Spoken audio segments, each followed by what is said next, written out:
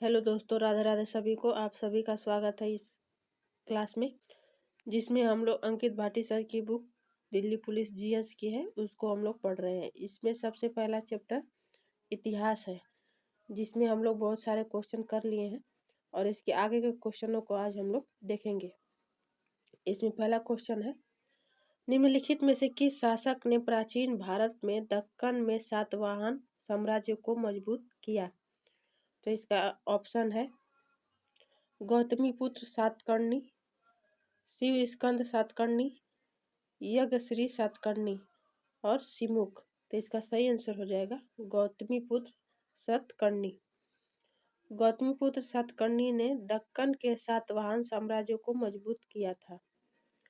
गौतमीपुत्र सातकर्णी साम्राज्य वंश के सबसे महान शासकों में से एक थे। उनका शासनकाल 106 ईस्वी से 130 ईस्वी तक रहा। जो सातकर्णी गौतमीपुत्र सातकर्णी सातवाहन वंश है, उनका जो शासन काल है 106 ईस्वी से 130 ईस्वी तक रहा। उसने शकों को हराया और पश्चिमी क्षत्रपों को पराजित किया। गौतमीपुत्र सातकर्णी ने शक शासक नहपान को हराया था। जो गौतमीपुत्र सातकर्णी थे, उन्होंने शक शासक नहपान को हराया था। उन्होंने दक्षिणा पथपति की उपाधि धारण की थी। जो गौतमीपुत्र सातकर्णी थे, उन्होंने दक्षिणा पथपति की उपाधि धारण की थी। अगला क्वेश्चन है, किस सातवाहन राजा ने 125 ईस्वी के आसपास सातवाहन क्षेत्र को उसकी पूर्व की महानता में बहाल किया? तो ऑप्शन है गौतमीपुत्र, कृष्ण तृतीय, मिहिर भोज, राजराजा प्रथम। तो इसका सही आंसर हो जाएगा गौतमीपुत्र। सातवाहन वंश के राजा गौतमीपुत्र सातकर्णी ने सातवाहन साम्राज्य को उसकी पूर्व की महानता से बहाल किया। गौतमीपुत्र सातकर्णी ने सरकी, यवनों और पहलवों जैसे विदेशी आक्रमणकारियों को हराया था। गौतमीपुत्र सातकर्णी जो थे, उन्होंने सरकी, यवनों और पहलों जैसे जो विदेशी आक्रमणकारी थे, उनको हराया था। उसने सनातन वैदिक आर्य हिंदू धर्म को दक्षिणी भारत का रक्षण किया।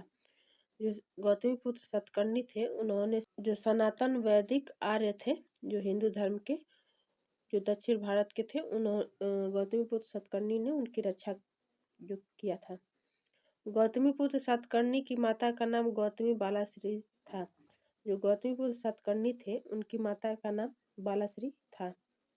उनके पुत्र वशिष्ठ पुत्र श्री पुलमवी ने उनका उत्तराधिकारी संभाला था। गौतमीपुत्र सातकर्णी का शासनकाल लगभग 106 से 130 ईस्वी तक रहा। अगला क्वेश्चन है, सातवाहनों के सातकर्णी प्रथम की राजधानी क्या थी? जो सातवाहन के सातकर्णी थे, उनकी सबसे पहली राजधानी क्या थी? ऑप्शन है प्रभास पाटन, अनाहिलपुरा, अनाहिलपट्टन, प्रतिष्ठान। तो इसका सही आंसर हो जाएगा प्रतिष्ठान। सातवाहन वंश के राजा सातकर्णी प्रथम की राजधानी प्रतिष्ठान थी। सातवाहन वंश के जो राजा थे सातकर्णी, उनकी प्रथम राजधानी प्रतिष्ठान थी। सातवाहन वंश की राजधानी प्रतिष्ठान या पैठन थी। यह औरंगाबाद जिले में गोदावरी नदी के किनारे पर बसा था। जो प्रतिष्ठान जो सातवाहन वंश की राजधानी थी, वो औरंगाबाद जिले में गोदावरी नदी के किनारे बसा हुआ था। सातवाहन वंश के राजाओं के ज्यादातर अभिलेख और सिक्के महाराष्ट्र के प्रतिष्ठान के पास से मिले थे। जो सातवाहन वंश के जो राजा थे, उनके ज्यादातर अभिलेख और जो सिक्के थे, वो महाराष्ट्र के प्रतिष्ठान के पास से मिले थे। सातवाहन वंश के राजाओं का मूल निवास स्थान पश्चिमी भारत में था। जो सातवाहन वंश के जो राजा थे, उनका मूल निवास पश्चिम भारत में था। सातवाहन वंश के संस्थापक सिमुक थे। जो सातवाहन वंश के जो संस्थापक थे, वो कौन थे? सिमुक। सातवाहन वंश के राजाओं को दक्कन में आंध्र भी कहा जाता था। जो सातवाहन वंश के जो राजा थे, उनको दक्कन में आंध्र भी कहा जाता था। अगला क्वेश्चन है, गौतमीपुत्र सातकर्णी निम्नलिखित में से किस राजवंश का शासक था? तो ऑप्शन है पल्लव, चालुक्य, शक, सातवाहन। तो इसका सही आंसर हो जाएगा सातवाहन। जो गौतमीपुत्र सातकर्णी थे वो सातवाहन वंश के राजा थे। गौतमीपुत्र सातकर्णी सातवाहन वंश के शासक थे। वह सातवाहन वंश का सबसे महान शासक था।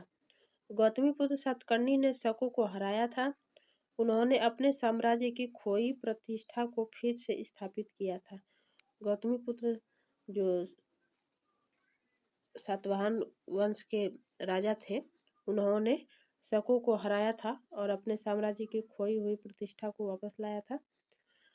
वह सातवाहन वंश का पहला ऐसा राजा था जिसने अपने नाम के साथ अपनी मां का नाम जोड़ा था।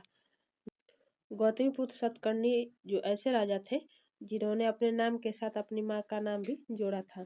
अगला क्वेश्चन है, अमरावती वास्तुकला को सर्वप्रथम किन शासकों द्वारा संरक्षण प्राप्त हुआ? जो अमरावती का वास्तुकला है उसको सर्वप्रथम किन शासकों के द्वारा संरक्षण प्राप्त किया गया? ऑप्शन है मौर्य राजवंश, सातवाहन राजवंश, नंद राजवंश, वाकाटक राजवंश। तो इसका सही आंसर हो जाएगा सातवाहन राजवंश। अमरावती वास्तुकला को सर्वप्रथम सातवाहन राजवंश द्वारा संरक्षण प्राप्त हुआ था। सातवाहन राजवंश दक्षिण भारत का एक प्रमुख राजवंश था। जो अमरावती वास्तुकला थी वो सर्वप्रथम सातवाहन राजवंशों द्वारा संरक्षण प्राप्त हुआ था। जो सातवाहन राजवंश था वो दक्षिण भारत का एक प्रमुख राजवंश था। अमरावती वास्तुकला को सातवाहन राजवंश के पश्चात इक्ष्वाकुओं का संरक्षण प्राप्त हुआ था। जो अमरावती वास्तुकला थी उसको सबसे पहले सातवाहन राजवंश का संरक्षण प्राप्त हुआ था। इसके बाद इक्ष्वाकुओं का संरक्षण प्राप्त हुआ था। अगला क्वेश्चन है, सातवाहनों द्वारा उपयोग किया जाने वाला तांबा और चांदी का मिश्रण क्या कहलाता है? ऑप्शन है टका, पोटीन, जीतल, निष्क। तो इसका सही आंसर है पोटीन।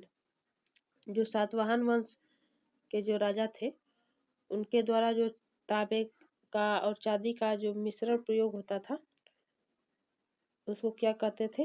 पोटीन कहते थे। सातवाहनों द्वारा उपयोग किया जाने वाला तांबा और चांदी का मिश्रण पोटीन या पुट्टी कहलाता है। सातवाहन राजवंश के राजाओं द्वारा कांसे, तांबे, चांदी, पोटीन तथा अन्य सिक्कों को अपने शासनकाल में प्रचलित किया गया था। अगला क्वेश्चन है, किस मूल भारतीय राजवंश ने अपने शासकों के चित्र वाले सिक्के जारी किए थे? ऐसा कौन सा भारतीय राजवंश है जिसने अपने शासकों के चित्र जो उनके जो शासक थे उनके चित्र वाले सिक्के जारी किए थे? ऑप्शन है पेशवा, सातवाहन, राष्ट्रकूट, पांड्य। तो इसका सही आंसर हो जाएगा सातवाहन। भारतीय राजवंश सातवाहन ने अपने शासकों के चित्र वाले सिक्के जारी किए थे। जो सातवाहन थे उन्होंने अपने शासकों के चित्र वाले सिक्के जारी किए थे। सातवाहन वंश प्राचीन भारत का एक प्रमुख राजवंश था। सातवाहन वंश की राजधानी प्रतिष्ठान थी। सातवाहन वंश जो है उसकी राजधानी प्रतिष्ठान थी। सातवाहन वंश के संस्थापक सिमुक थे। सातवाहन वंश के संस्थापक सिमुक थे। सातवाहन वंश के शासकों ने तांबे, चांदी, शीशे, कांसे तथा पोटीन के सिक्के जारी किए थे। सातवाहन वंश में राजभाषा के रूप में प्राकृतिक भाषा का प्रयोग होता था। जो सातवाहन वंश है उसमें राजभाषा के रूप में प्राकृत भाषा का प्रयोग होता था। सातवाहन वंश के बारे में जानकारी मत्स्य पुराण से मिलता है। जो सातवाहन वंश के बारे में जो भी जानकारियाँ हैं वो हमें मत्स्य पुराण से मिलता है। सातवाहन वंश के शासकों ने मुख्यतः दक्षिण भारत के हिस्से पर शासन किया है। जो सातवाहन वंश के जो भी शासक रहे वो मुख्यतः दक्षिण भारत के हिस्से पर शासन किया था। अगला क्वेश्चन है, नरसिंहवर्मन प्रथम जिन्हें मल के नाम से भी जाना जाता था राजवंश के शासक थे। जो नरसिंह वर्मन प्रथम है जिन्हें मामल के नाम से भी जाना जाता था, वो किस राजवंश के शासक थे? ऑप्शन है चोल, पल्लव, चालुक्य, सातवाहन। तो इसका सही आंसर हो जाएगा पल्लव। नरसिंह वर्मन प्रथम पल्लव वंश के शासक थे। जो नरसिंह वर्मन प्रथम है वो पल्लव वंश के शासक थे। नरसिंह वर्मन प्रथम ने 630 ईस्वी से 668 ईस्वी तक शासन किया था। जो नरसिंह वर्मन प्रथम है उन्होंने 630 से 668 ईस्वी तक शासन किया था। नरसिंह वर्मन प्रथम को मामल महान पहलवान के नाम से भी जाना जाता था। जो नरसिंह वर्मन प्रथम है उनको मामल, जो कि महान पहलवान कहलाता है, उसके नाम से भी जाना जाता था। उनके शासन काल में ही मामल्लपुरम महाबलीपुरम का निर्माण हुआ था।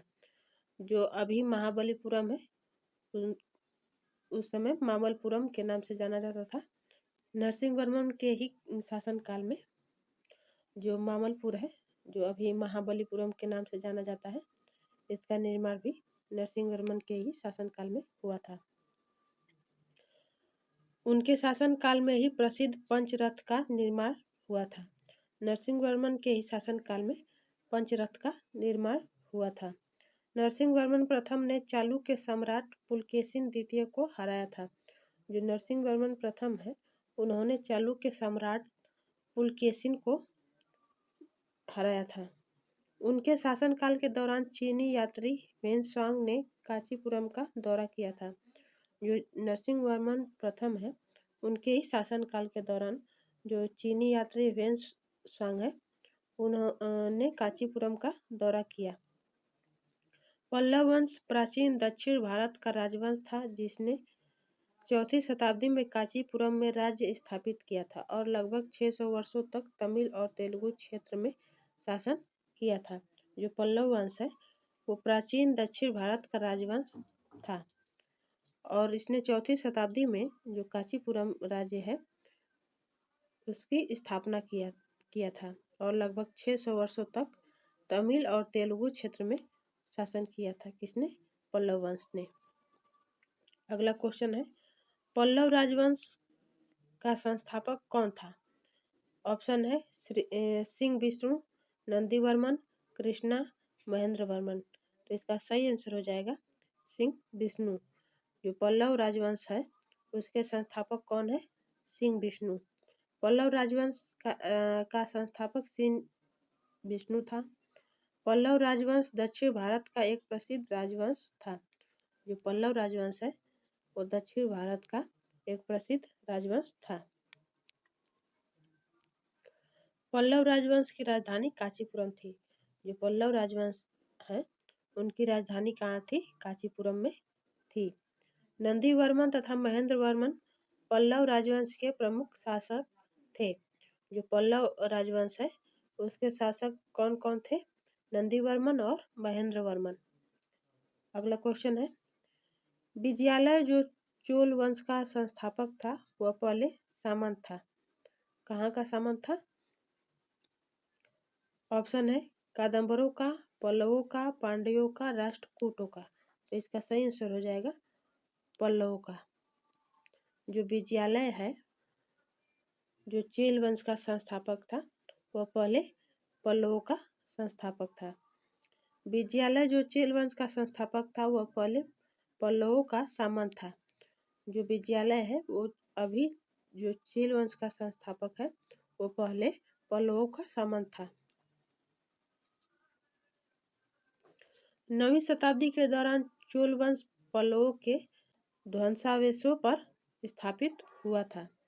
अगला क्वेश्चन है, कौन सा साम्राज्य 7वीं और 8वीं सदी में बहुत शक्तिशाली हो गया और कांचीपुरम उसकी राजधानी थी? तो इसका ऑप्शन है पल्लव, प्रतिहार, पाल, चोल। तो इसका सही आंसर हो जाएगा पल्लव। जो 7वीं और 8वीं शताब्दी में पल्लव साम्राज्य बहुत शक्तिशाली हो गया और कांचीपुरम उसकी राजधानी थी। जो 7वीं और 8वीं शताब्दी में जो पल्लव साम्राज्य है वो बहुत शक्तिशाली हो गया और कांचीपुरम को अपनी राजधानी बनाया। पल्लवों ने तीसरी शताब्दी से 9वीं शताब्दी तक दक्षिणी भारत पर राज किया था। जो पल्लव थे उन्होंने तीसरी शताब्दी और 9वीं शताब्दी तक दक्षिण भारत पर राज किया था। पल्लवों के अंत के बाद दक्षिण भारत में चोलों का उदय हुआ था। जो पल्लव राजवंश जब खत्म हुआ उसके बाद दक्षिण भारत में चोलों का उदय हुआ था। पल्लवों का अंतिम शासक अपराजित वर्मन था। जो पल्लवों का अंतिम जो शासक था वो कौन था? अपराजित वर्मन। अगला क्वेश्चन है, तमिलनाडु स्थित महाबलीपुरम में इमारतों का समूह निर्मित किया गया। किसके द्वारा निर्मित किया गया? ऑप्शन है चोलों द्वारा, पांड्यों द्वारा, चालुक्यों द्वारा, पल्लवों द्वारा। तो इसका सही आंसर हो जाएगा पल्लवों द्वारा। जो तमिलनाडु में स्थित महाबलीपुरम है उसकी जो इमारत है वो किसके द्वारा बनवाया गया है? पल्लवों द्वारा। तमिलनाडु स्थित महाबलीपुरम में इमारतों का समूह पल्लवों द्वारा निर्मित किया गया। महाबलीपुरम में स्थित इमारतों का समूह यूनेस्को की विश्व विरासत सूची में 1984 ईस्वी में शामिल किया गया था। जो तमिलनाडु का महाबलीपुरम है वो यूनेस्को की विश्व विरासत सूची में 1984 ईस्वी में शामिल किया गया था। यह समूह भारत के तमिलनाडु राज्य के चेंगलपट्टू जिले में महाबलीपुरम नामक स्थान पर स्थित है।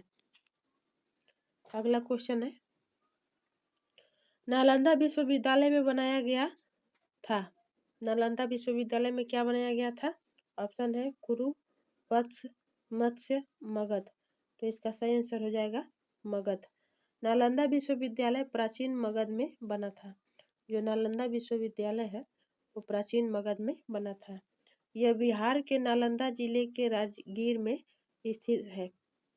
जो नालंदा विश्वविद्यालय है वो बिहार के नालंदा जिले के राजगीर में स्थित है। गुप्त वंश के शासक कुमारगुप्त ने 5वीं शताब्दी में इसकी स्थापना की थी। जो नालंदा विश्वविद्यालय है उसकी स्थापना जो हुई थी वो गुप्त वंश के जो शासक थे कुमारगुप्त, उन्होंने 5वीं शताब्दी में इसकी स्थापना की थी। नालंदा विश्वविद्यालय को यूनेस्को का विश्व धरोहर स्थल माना जाता है। जो नालंदा विश्वविद्यालय है वो यूनेस्को का विश्व धरोहर स्थल माना जाता है। नालंदा विश्वविद्यालय दुनिया का पहला आवासीय विश्वविद्यालय माना जाता है। जो नालंदा विश्वविद्यालय है वो दुनिया का पहला आवासीय विश्वविद्यालय माना जाता था। यहाँ कई विषय पढ़ाए जाते थे जैसे कि बौद्ध सिद्धांत, गणित, तर्क शास्त्र, व्याकरण, भारतीय दर्शन और खगोल विज्ञान। जो नालंदा विश्वविद्यालय है उसमें बहुत सारे विषय पढ़ाए जाते थे जैसे बौद्ध सिद्धांत, गणित, तर्क शास्त्र, व्याकरण, भारतीय दर्शन और खगोल विज्ञान। अगला क्वेश्चन है, निम्नलिखित गुप्त सम्राटों में से किसने विक्रमादित्य की उपाधि धारण की थी? किसने जो है विक्रमादित्य की उपाधि धारण की थी? ऑप्शन है स्कंदगुप्त, बुधगुप्त, चंद्रगुप्त प्रथम, चंद्रगुप्त द्वितीय। तो इसका सही आंसर हो जाएगा चंद्रगुप्त द्वितीय। गुप्त वंश के शासक चंद्रगुप्त द्वितीय 375 से 415 ईस्वी तक इन्होंने विक्रमादित्य की उपाधि धारण की थी। जो चंद्रगुप्त द्वितीय हैं उन्होंने विक्रमादित्य की उपाधि धारण की थी। चंद्रगुप्त द्वितीय गुप्त वंश के सबसे महान शासकों में से एक थे। जो चंद्रगुप्त द्वितीय है वो गुप्त वंश के सबसे महान शासक थे। चंद्रगुप्त द्वितीय ने गुजरात के शकों को हराने के बाद सकारी और विक्रमादित्य जैसी उपाधियां धारण की थी। जो चंद्रगुप्त द्वितीय है उन्होंने गुजरात के जो शक थे उनको हराने के बाद सकारी और विक्रमादित्य जैसी उपाधियां धारण की थी। उनके शासनकाल में साम्राज्य अपने चरमोत्कर्ष पर था। उन्हें उनकी उदारता, साहस और विद्वानों के संरक्षण के लिए एक आदर्श राजा के रूप में जाना जाता था। जो चंद्रगुप्त द्वितीय थे जो उनका जब शासनकाल था तो उनका साम्राज्य जो था वो अपने चरमोत्कर्ष पर था और उनकी जो उदारता, साहस और विद्वानों के संरक्षण के लिए आदर्श राजा के रूप में जाना जाता था। अगला क्वेश्चन है, प्रयाग प्रशस्ति के लेखक हरिशेर निम्नलिखित गुप्त शासकों में से किस गुप्त सम्राट के दरबारी कवि थे? जो प्रयाग प्रशस्ति के जो लेखक हैं हरिशेर, वो किस गुप्त शासक के दरबारी कवि थे? ऑप्शन है श्रीगुप्त, समुद्रगुप्त, पुरुगुप्त, कुमारगुप्त। तो इसका सही आंसर हो जाएगा समुद्रगुप्त। हरिशेर गुप्त सम्राट समुद्रगुप्त के दरबारी कवि थे, राजनीतिज्ञ और सरकार के मंत्री थे। जो हरिसेन है, जिन्होंने प्रयाग प्रशस्ति की रचना की है, वो गुप्त सम्राट समुद्रगुप्त के दरबारी कवि थे, राजनीतिज्ञ और सरकार के मंत्री थे। हरिशेर चौथी शताब्दी के संस्कृत कवि थे। जो हरिशेर थे वो चौथी शताब्दी के संस्कृत कवि थे। प्रयाग प्रशस्ति को इलाहाबाद स्तंभ शिलालेख के नाम से भी जाना जाता है। जो प्रयाग प्रशस्ति है, इसको इलाहाबाद स्तंभ शिलालेख के नाम से भी जाना जाता है। यह गुप्त काल के राजनीतिक इतिहास को जानने के लिए एक अहम अभिलेखीय साक्ष्य है। जो गुप्त काल के जो भी राजनीतिक इतिहास है, उसको जानने के लिए एक जो प्रयाग प्रशस्ति है, वो एक अहम अभिलेख साक्ष्य के रूप में है। समुद्रगुप्त चंद्रगुप्त प्रथम के पुत्र और उत्तराधिकारी थे। जो समुद्रगुप्त है, वो चंद्रगुप्त प्रथम के पुत्र और उत्तराधिकारी भी थे। इतिहासकार V.S. स्मिथ ने इस समुद्रगुप्त को भारत का नेपोलियन कहा था। जो समुद्रगुप्त है, उनको भारत का नेपोलियन किसने कहा था? V.S. स्मिथ ने। अगला क्वेश्चन है, गुप्तों को किस वर्ड से उत्पन्न माना जाता है?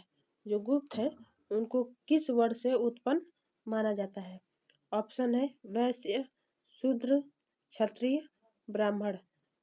तो इसका सही आंसर हो जाएगा वैश्य। गुप्तों की उत्पत्ति के बारे में विद्वानों में मतभेद है। कुछ इतिहासकारों का मानना है कि गुप्त मूल रूप से वैश्य थे।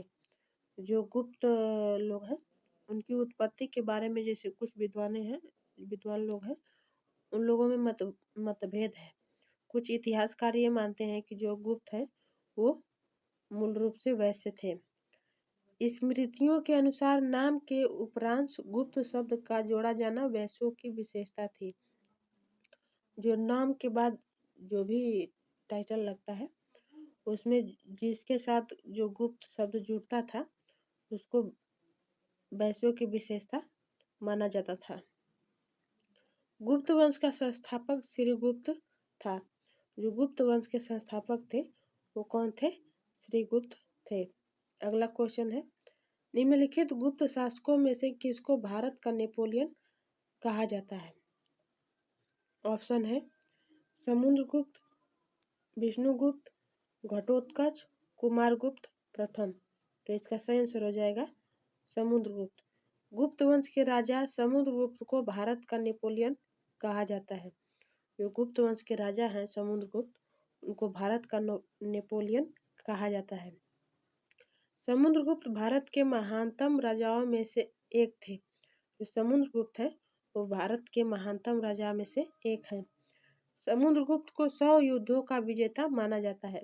जो समुद्रगुप्त है, इनको 100 युद्धों का विजेता माना जाता है, और समुद्रगुप्त को ही भारत का नेपोलियन भी कहा जाता है। समुद्रगुप्त चंद्रगुप्त प्रथम और कुमार देवी का पुत्र था। जो समुद्रगुप्त है, वो चंद्रगुप्त प्रथम और कुमार देवी जो थी इनकी माता, उनके पुत्र थे। समुद्रगुप्त ने 335 ईस्वी में गद्दी संभाली थी। समुद्रगुप्त ने कब गद्दी संभाली थी? 335 ईस्वी में। समुद्रगुप्त ने कविराज की उपाधि धारण की थी। जो समुद्रगुप्त थे, इनको कविराज के नाम से भी जाना जाता था। इन्होंने कविराज की उपाधि भी धारण कर रखी थी। अगला क्वेश्चन है, इलाहाबाद के स्तंभ पर हरिशेर द्वारा लिखित अभिलेख किस भाषा में है? जो इलाहाबाद का स्तंभ है, उस पर हरिसेन द्वारा जो लिखी प्रयाग प्रशस्ति है वो किस भाषा में है? ऑप्शन है पाली, प्राकृत, संस्कृत, फारसी।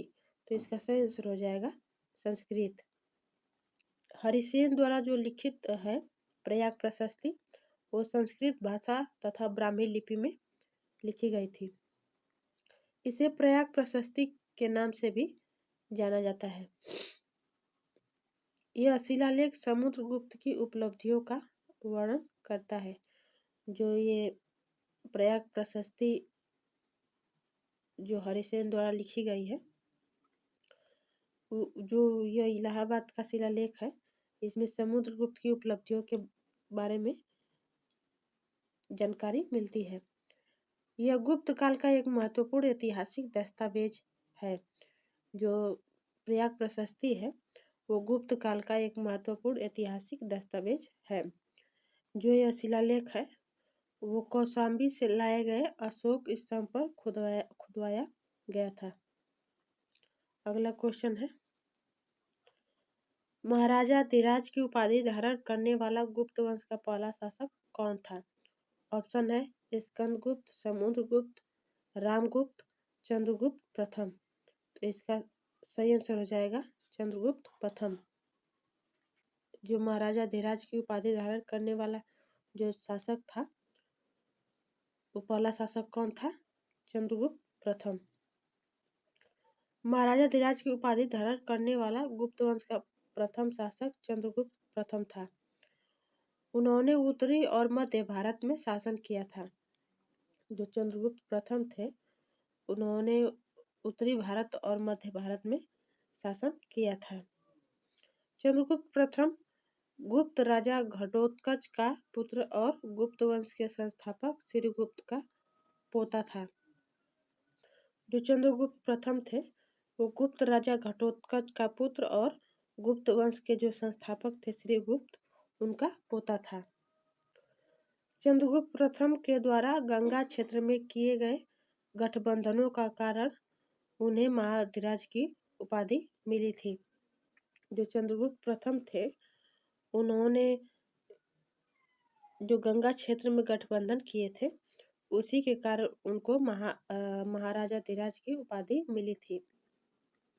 चंद्रगुप्त प्रथम के बाद उनका पुत्र समुद्रगुप्त वंश का राजा बना। जो चंद्रगुप्त प्रथम के बाद उनका जो पुत्र था समुद्रगुप्त वो गुप्त वंश का राजा बना। अगला क्वेश्चन है, गुप्त शासक समुद्रगुप्त को अपने सिक्कों पर निम्नलिखित में से कौन सा वाद्य यंत्र बजाते हुए दिखाया गया है? ऑप्शन है मृदंग, वीणा, तबला, सारंगी। तो इसका सही आंसर हो जाएगा वीणा। जो गुप्त शासक समुद्रगुप्त है उसने जो सिक्के चलाए थे उस पर वह कौन सा वाद्य यंत्र बजाते हुए दिखाया गया था? वो है वीणा। वीणा एक भारतीय तार वाला वाद्य यंत्र है। जो वीणा है वो एक भारतीय तार वाला वाद्य यंत्र है।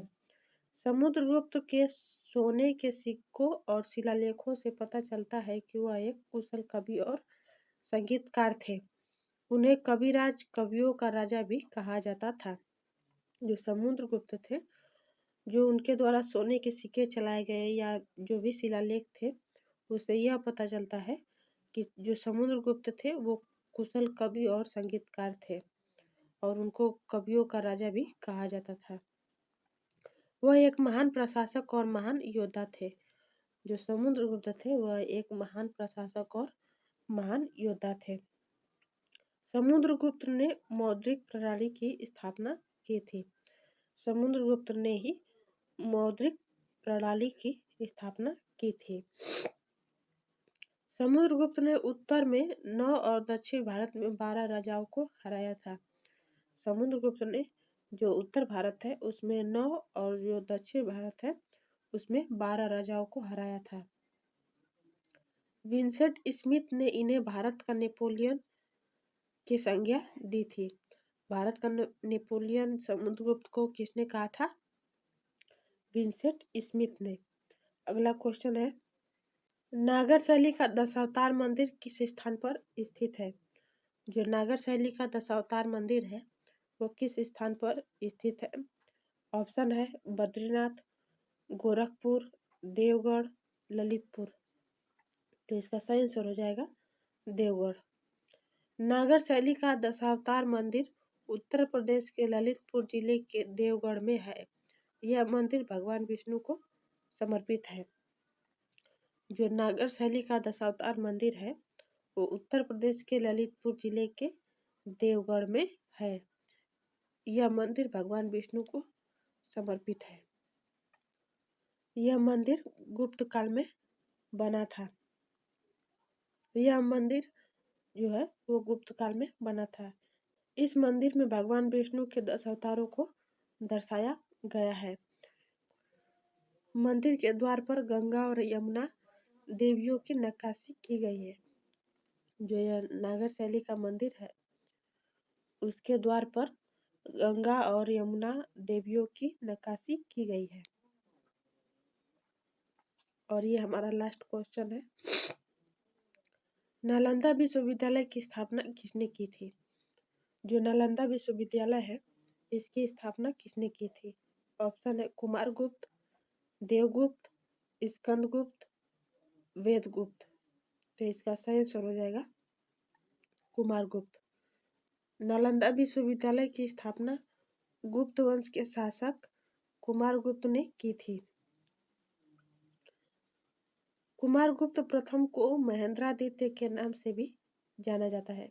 जो कुमारगुप्त प्रथम है उनको महेंद्रादित्य के नाम से भी जाना जाता है। यह भारतीय उपमहाद्वीप का पहला नियोजित विश्वविद्यालय था। जो नालंदा विश्वविद्यालय है वो भारतीय उपमहाद्वीप का पहला नियोजित विश्वविद्यालय था। यह महायान बौद्ध धर्म का प्रमुख केंद्र था। जो नालंदा विश्वविद्यालय है वह महायान बौद्ध धर्म का प्रमुख केंद्र था। तो यहाँ पे हमारे क्वेश्चन जो है वो समाप्त होता है। आई होप आप लोगों को ये क्लास अच्छी लगी होगी। अगर ये क्लास आप लोग को अच्छी लगी होगी तो like, comment, share and channel को सब्सक्राइब कर दें। तो मिलते हैं अगली क्लास में। सभी को राधे राधे। Thank you.